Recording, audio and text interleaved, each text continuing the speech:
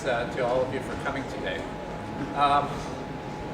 What I'd like to talk about is the latest developments in climate change science, and then talk about Hurricane Sandy and its impact in the light of that recent science on climate change.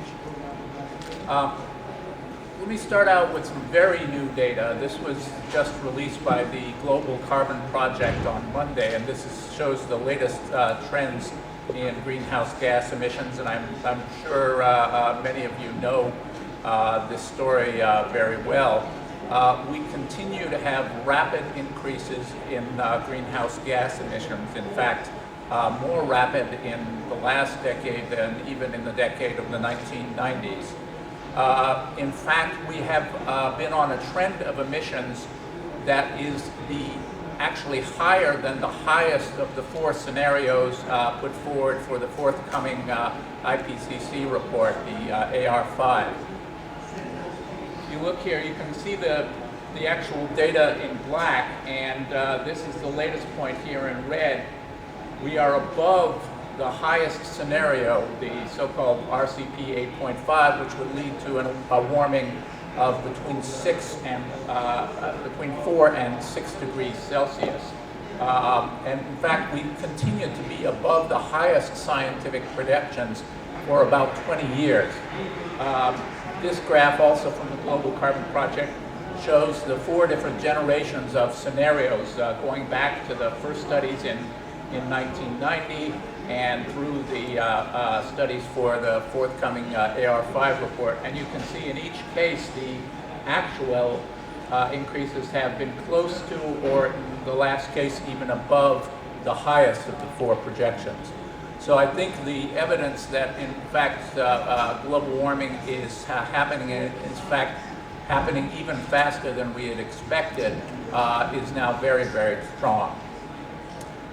There's also been various recent studies of the impacts of global warming, and here too the situation has gotten steadily worse. This is a famous graph from the third assessment report in 2001 with the red color indicating causes for concern at different levels of increase. Here's the 2-degree line. This is a recent updating of that in 2009 that shows, in fact, the probable impacts are going to be even larger and showing themselves at lower increases in global temperature than was expected even just a decade ago. So that's the sort of background of the science. Particularly important for Hurricane Sandy is one particular aspect of global warming, and that's the rate of sea level rise. Sea level rise is a consequence of both the melting of ice sheets and glaciers, but also of the expansion of the sea as seawater gets warmer. It's a simple relationship to temperature and how much space seawater takes up, and therefore the sea level. And as you can see here also, we've been having not only increases in sea level for over a century, but in fact the increases have been speeding up, so that they've gone from less than 1 millimeter per year in the late around 1900 to now in the last couple decades about 3 millimeters per year. And this is fundamental to why Hurricane Sandy had such a big impact. Now, let me start out with one aspect that is often ignored in talking about Sandy, and that is even before it hit the United States, it had done a lot of damage in the Caribbean, particularly in Haiti. It caused rather substantial flooding, dozens of lives lost, and a great deal of property damage. And of course, in the context of a society that already had been badly hit by recent earthquakes, as well as the fundamental problems of poverty. So even before Sandy started heading for the United States, it had been a quite damaging hurricane. And the track of Sandy, as it came up from the Caribbean through the Bahamas and then up the east coast of the United States, was rather unusual. It went northward, which is typical of hurricanes, for the first the first day or so. But then, and this was actually forecasted quite accurately, took a 90-degree turn to the left and made landfall in southern New Jersey. Now, because of the relationship between the two sides of the hurricane, damage and effects were considerably larger on the right-hand side. So if you look at the storm surge, here's the point of landfall of Hurricane Sandy, and the areas of large storm surge were along the northern New Jersey coast and, of course, the New York metropolitan area and out onto Long Island and somewhat in Connecticut also. But New York and New Jersey really got the brunt of the storm. And there was a good deal of fear of the storm beforehand. All sorts of media inventions of names for the storm. The Frankenstorm, the Megastorm, the Superstorm. But in fact, the storm itself was not particularly unusual in terms of its intensity.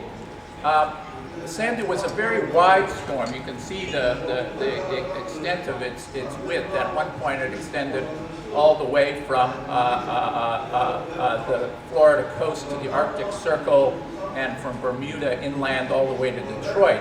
But in fact, when it hit land in the United States, it was not very intense. It was a Category 1 or maybe even a little bit less than a Category 1 hurricane. That is a tropical storm. Nevertheless, Sandy, as we all know, did intense damage. Probably more than data, it's just good to look at some of the pictures of some of the things that happened. New York City had heavy flooding, including many roads, bridges, and tunnels. There was flooding in the transit systems, including the New Jersey Pass system and a large part of the New York subway system, with large amounts of water going into the seawater going into the subway stations and subway tunnels. There was a very large power blackout over a very wide area, including millions and millions of homes.